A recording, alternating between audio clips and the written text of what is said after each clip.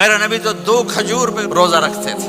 اور ایک بڑا خوبصورت واقعہ ہے رمضان کا، کہیں سے بکرے کی سری پکی ہوئی آ گئی تو آپ بڑے شوق سے کھا رہے تھے، اور ساتھ ارباز بن ساریہ بھی تھے، حضرت علی بھی تھے اور حضرت مقداد بھی تھے، 3-4 آدمی سری کھا رہے تھے۔ بلال رضی اللہ تعالیٰ عنہ آئے کہ یا رسول اللہ سحری کا ٹائم ختم ہو گیا ہے، میں اذان دینے جا رہا ہوں، آپ کھانا پینا بند فرما دیں۔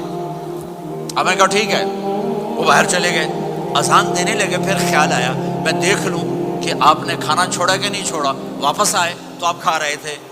یا رسول اللہ واللہ لقد اصبحت، اللہ کی قسم صبح ہو گئی۔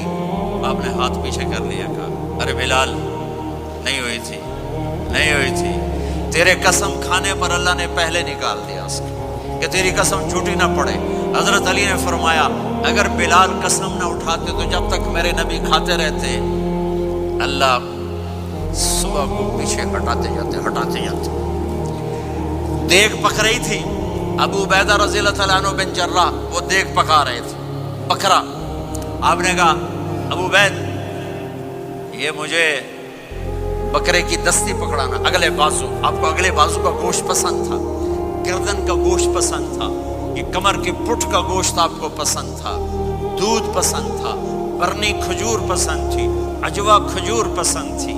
تو کہنے لگے عبید یہ دستی پکڑانا، تو انہوں نے ایسے بکرے کا بازو نکال کے پورا آپ نے یوں پکڑا، نوچ کے پھینکا، کہ دستی پکڑانا۔ انہوں نے یوں نکالا لوئی سر، آپ نے پکڑا، کھایا، کہا مجھے بکرے کا بازو دستی پکڑانا۔ کہا یا رسول اللہ بکرے کی 2 ہی ہوتی ہیں۔ آپ نے کہا تیرا بھلا ہو جائے، اگر تو میرے کہنے پہ ڈوئی ڈال دیتا، جب تک میں کہتے رہتا اللہ مجھے نکال کے کھلاتا رہتا۔ آخری رات اللہ تعالیٰ فرماتے ہیں جاؤ تمہارے رات کی قیام اور دن کے روزے کے بدلے تمہیں سب کو معاف کر دیا، اور ایک رات اللہ نے شب قدر بنائی جو 1000 راتوں کے برابر کر دی۔ آپ کی تو راتیں بڑی چھوٹی ہیں، 5 راتیں جاگ لو، 21، 23، 25، 27، 29، ان میں سے ایک رات ضرور شب قدر ہوگی۔ ایک رات کا جاگنا 80 سال کی عبادت سے بڑھیا ہو جائے گا، صرف ایک رات کا جاگنا، ایک رات کا جاگنا۔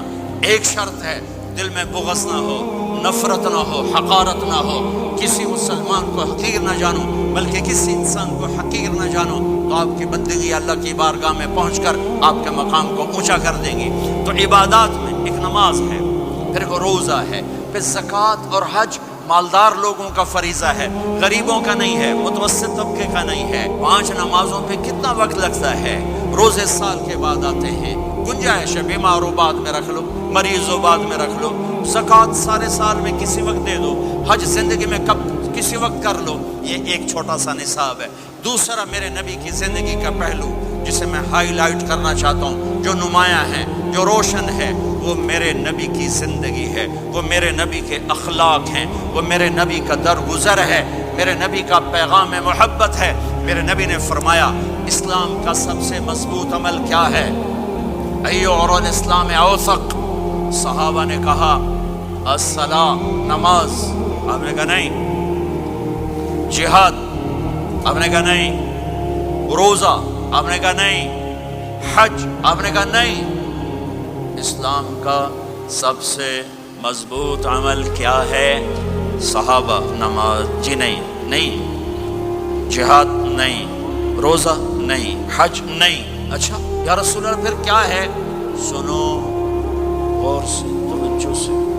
میرے نبی نے فرمایا اسلام کا سب سے مضبوط عمل آپس میں محبت کرنا ہے، اللہ کے لیے محبت کرنا ہے، اللہ کے لیے محبت کرنا ہے، اللہ کے لیے محبت کرنا ہے۔ اسلام پیغام محبت ہے، میرے نبی کی زندگی محبت کی پوری تصویر ہے، کسی سے نفرت نہیں، بغض اللہ کے لیے، محبت اللہ کے لیے۔